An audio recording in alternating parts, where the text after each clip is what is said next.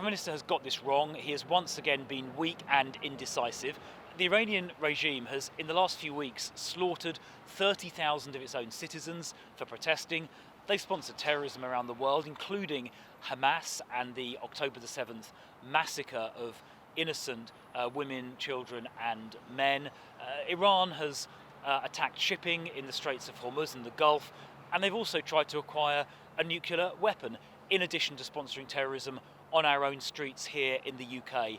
Action against a regime like that is completely justified, and Keir Starmer has once again been weak and indecisive by not backing the Americans, by not allowing them initially to use British military bases, and by doing that, not only is he facilitating and enabling a murderous terrorist regime, he's also damaged our special relationship with the USA.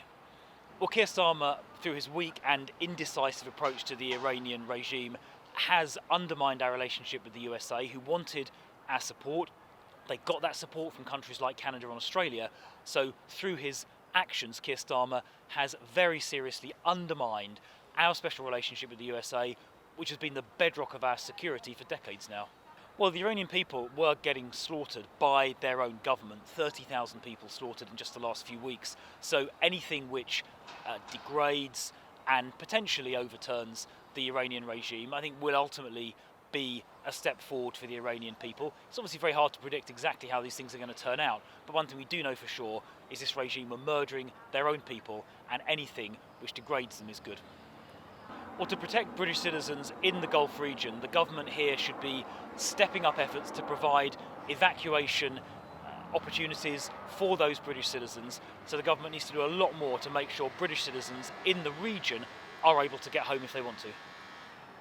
Well, the truth is the Iranian government were already conducting hostile activity on British soil, including targeting Iranian dissidents, including actually independent Iranian journalists. So I'm afraid to say hostile Iranian activity was happening already on UK soil, and it was already happening in places like the Straits of Hormuz. So we can't also allow the fear of retaliation to stop us taking action where taking action is the right thing to do. Mr. Speaker, the United Kingdom was not involved in the initial strikes on Iran by the US and Israel. That decision was deliberate. We believe that the best way forward for the region and for the world is a negotiated settlement in which Iran agrees to give up any aspirations to develop a nuclear weapon and ceases its destabilising activity across the region. That has been the long-standing position of successive British governments. President Trump has expressed his disagreement with our decision not to get involved in the initial strikes. But it is my duty to judge what is in Britain's national interest. That is what I've done, and I stand by it. But, Mr. Speaker, it is clear that Iran's outrageous response has become a threat to our people, our interests and our allies, and it cannot be ignored.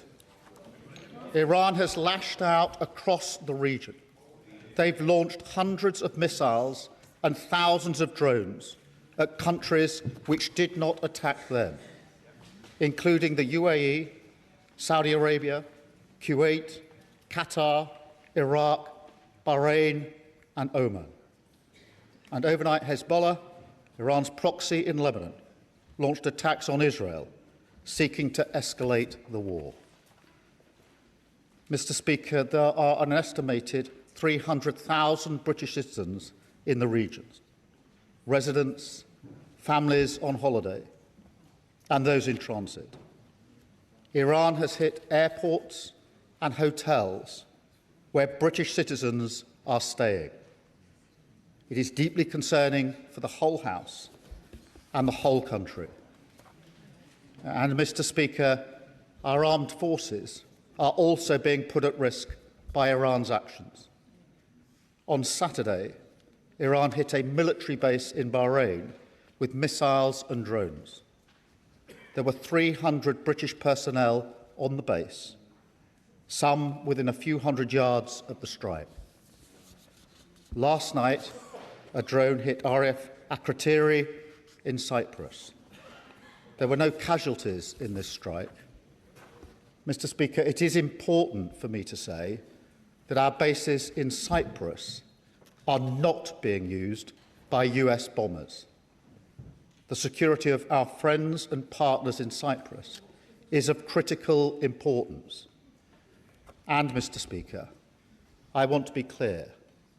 The strike on RAF Akrotiri in Cyprus was not in response to any decision that we have taken. In our assessment, the drone was launched prior to our announcement. Iran's aggression towards Britain and our interests is long-standing, and that's why we've always ensured that protections for British bases and personnel are at their highest level. But, Mr. Speaker, it is simply not possible to shoot down every Iranian missile and every drone after they've been launched. The only way to stop the threat is to destroy the missiles at source, in their storage depots or at the launchers. The US requested permission to use British bases for that specific and limited defensive purpose, because they have the capabilities to do so.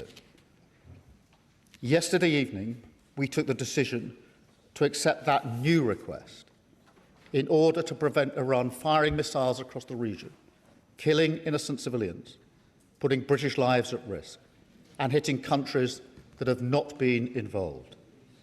To be clear, the use of British bases is limited to the agreed defensive purposes.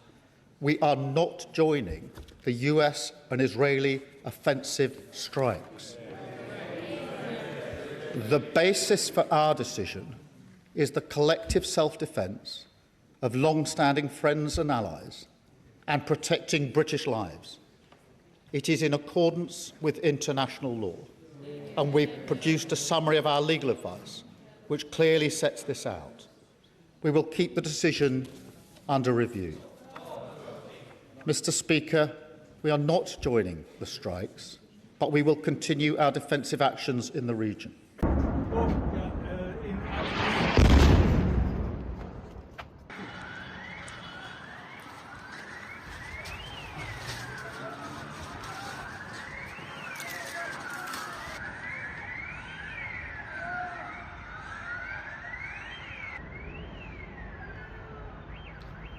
Okay.